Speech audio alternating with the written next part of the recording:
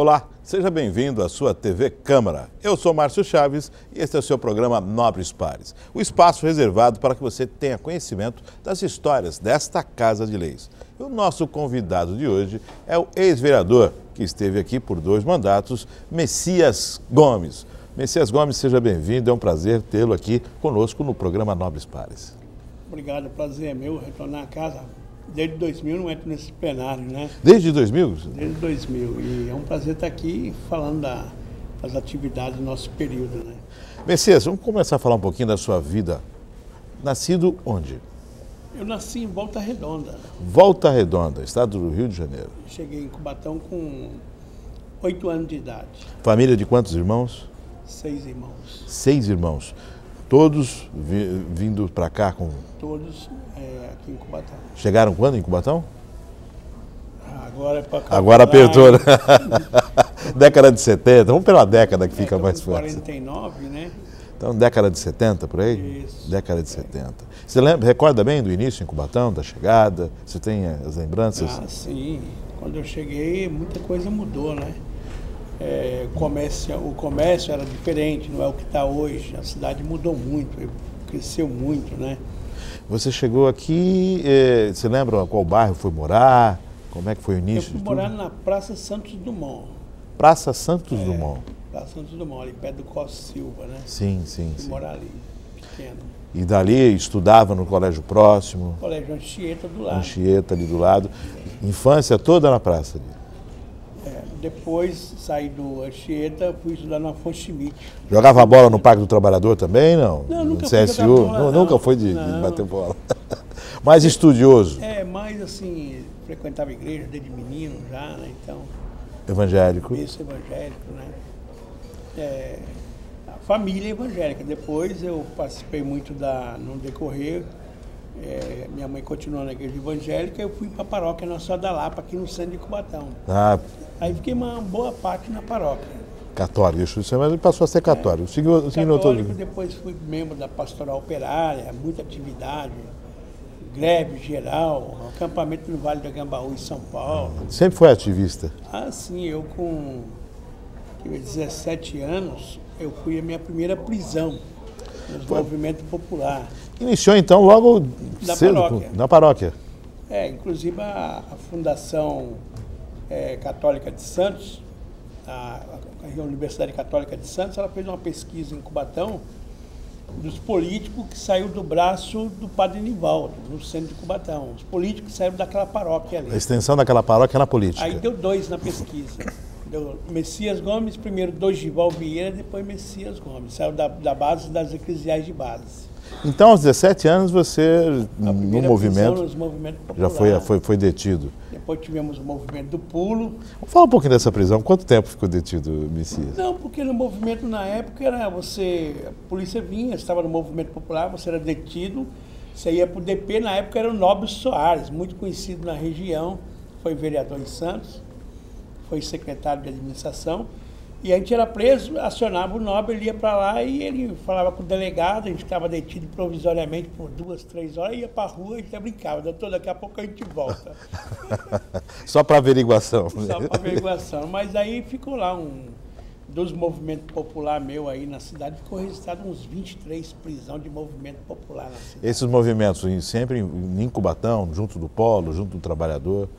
Teve alguns regionais, né? O que motivou você a participar da política? Qual foi o seu ícone? Qual foi a pessoa que você observou e falou, nossa, me chamou a atenção, gostaria de participar da política? Eu passei a aprender muito com o Padre Nivaldo, né? O próprio padre na paróquia? O padre tinha aquela mentalidade de que você tinha que ser um cristão, mas tinha que participar da tua comunidade, transformar a tua comunidade. É o pensamento da teologia da libertação, que era um dos grupos dentro da Igreja Católica, né? Certo. Então o Padre Nivaldo era ligado a esse grupo e eu aprendi muito com ele, né? Ele explicava como é que era a libertação do povo do Egito, que o povo ficava escravizado lá no Egito, o faraó, o povo tinha que se libertar. E aquilo a gente foi aprendendo e ele falava, então, tem que colocar isso em prática, a comunidade tem que ir para a luta, movimentar, transformar a comunidade. E aí eu tinha um segundo pai na política, que era D. Helder Câmara. né? Dom Helder Câmara. Dom Helder Câmara, ele fazia encontro lá na escola da Católica da Lapa. Nós íamos lá para esse encontro, era legal, ele trazia umas cumbucas de água quente, umas garrafas térmicas grandes. E ele então dava aquela negócio do chimarrão. Chimarrão. Ele mandava todas as pessoas que trabalhavam com ele colocar chimarrão e colocava água quente, ninguém dormia, era um encontro domingo o dia inteiro com ele, e ele falava assim: bom, eu estou aqui para ouvir o que vocês estão fazendo na comunidade para transformar ela para melhor. O que vocês estão fazendo? Eu não tenho que falar nada, vocês é que têm que falar. Eu estou aqui para ajudar vocês nesse pensamento de ajudar a transformar a comunidade. Então, era Padre Nivaldo, o segundo era Dom Helder Câmara. Então, eu aprendi muito, porque eu participei de muito encontro com eles, né? Encontro de jovens, acabou. Encontro de jovens da Teologia da Libertação, né? A gente se encontrava na Igreja Católica, na época era o padre Frei Leonardo Boff, era nosso líder no movimento a nível nacional, depois expulso pela Igreja Católica. Ô Nivaldo, perdão, Messias, nessa sua caminhada, você imaginava ser vereador? Você tinha em mente concorrer ao Legislativo, não? Não tinha, não. Eu vim do movimento e aí o que aconteceu? Eu achei que eu tinha que fazer esse papel de ajudar a transformar a comunidade. A cidade ainda tinha grande causas na questão ambiental, achava que a cidade não estava muito atrasada, com todo o avanço que tinha tido no passado, onde grandes pessoas que passaram por essa casa também lutaram, como Cagé, Romeu Magalhães, tiveram seus papéis muito fortes aqui na casa, né? E eu achei que essa bandeira não devia cair, a questão ambiental. Então, eu saí candidato e atuei mais nessa área, na questão ambiental na cidade. Como foi o seu ingresso no partido político? Qual foi o seu primeiro partido político? Então, meu primeiro partido político, eu fui para o PSDB. Eu fui eleito meu primeiro mandato no PSDB. Iniciou junto com o PSDB, na instituição do PSDB na cidade? Isso. No meio do mandato, eu saí do PSDB, vim para o PT. O PT estava ainda praticamente desmontado politicamente, vinha daquela crise do Dorival Vieira no passado, aquela composição com o Armando Campinas, Ney Serra. Aquele racha todo do partido. Aquele racha todo, aquele desgaste tremendo. Então, quando eu peguei o PT praticamente quebrado, sem nada, né? E nós levantamos o partido de volta, né? A minha vinda para o PT, inclusive, quando eu entrei no PT, eu fiz um movimento no centro de Cubatão, coloquei 10 mil estrelinhas do PT, eu saía colocando na roupa do pessoal que passava 9 de abril e falava: o PT voltou, hein? Forte, tem parlamentar na Câmara agora. Você foi o único parlamentar naquela legislatura do PT? Depois da crise do Dorival, fui eu. Sim. Aí levantei o partido de volta. E como foi essa migração do PSDB para o PT? Mudou a ideologia ou não? O que você... Não, na época, porque no era? PSDB eu já tinha essa mesma ideologia. Eu acho que eu estava no partido errado. Eu tomei a decisão de sair candidato, ganhei, mas a ideologia do PSDB não batia muito comigo. Inclusive, quando o Fernando Henrique Cardoso ele se aliou com o PFL, eu fui um dos grandes opositores a nível de PSDB local. E o presidente do PSDB naquela época era o Arthur Vigílio, né? Arthur da Távola, um negócio assim. E ele, então, eu estava querendo protocolar um pedido de expulsão do Fernando Henrique Cardoso do partido, porque ele estava se alinhando com o PFL, que era um partido neoliberal, e o PSDB tinha aquela base que falava o seguinte: longe das benesses oficiais e perto do pulsar das ruas. E aquilo estava perdendo, né? Com essa ligação com o PFL, o partido desse slogan já não estava batendo mais. E o PFL eram os dissidentes do PDS, né? Exatamente. Então, o PDS era o que? Era a Arena, antiga então Arena. Eu comecei aquela briga interna. Aí teve aquela greve da refinaria, dos petroleiros, que foi a nível nacional. Essa greve, eu então rapei a cabeça. Fiquei careca na frente da refinaria de Cubatão, tem fotos nos jornais. Foi um protesto que eu fiz contra o governo Fernando Henrique Cardoso, porque os petroleiros estavam em greve, não havia um acordo de salário e foi demitido vários companheiros. Então, eu no PSDB, eu fiz um protesto contra meu presidente, que era o próprio partido, seu próprio partido. Então, já não batia muita ideologia, né? Nessa sua primeira eleição, quais foram os companheiros de partido aqui no Legislativo? De bancada? Sebastião Carlos Henrique, né, de bancada. Tião. Ele foi eleito na contagem de voto e eu fui na sobra de voto do PSDB. naquele na fator... legenda, teve uma legenda e puxou um a mais que era eu, abaixo dele. Aí achei até engraçado. O Tião tinha sido eleito e eu estava no comitê meu lá pertinho do Centro Esportivo lá no Pita, né? Aí daqui a pouco eu vejo o Tião vindo correndo igual um louco, gritando, e pula em cima de mim, eu caio no chão, meu relógio some. E eu, o que é, Tião? Você ganhou também, você ganhou também. Aí o Tião me abraçava feliz, então a gente, foi uma maravilha aquele dia, aquela notícia. Aí elegeu o Tião e Messias Gomes, Sebastião Carlos Henrique. Foi meu companheiro de casa. Foi seu companheiro de casa, de bancada. Depois nós fizemos o Tião presidente da Câmara, nós conseguimos eleger ele também. Foi muito bom. Dessa primeira eleição, a dificuldade, as condições, eram quantas cadeiras? 19, 15? 19 cadeiras já.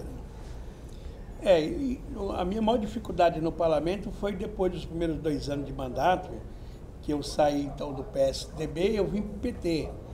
Então eu fiquei sozinho na casa. Então era eu contra todos, né? 18 contra 1, mas porque a minha ideologia não batia muito, apesar de eu ter apoio interno na casa, né? Pode ver que as minhas leis todas passavam aqui com mais tranquilidade. Era uma oposição ferrenha ou mais uma posição ideológica?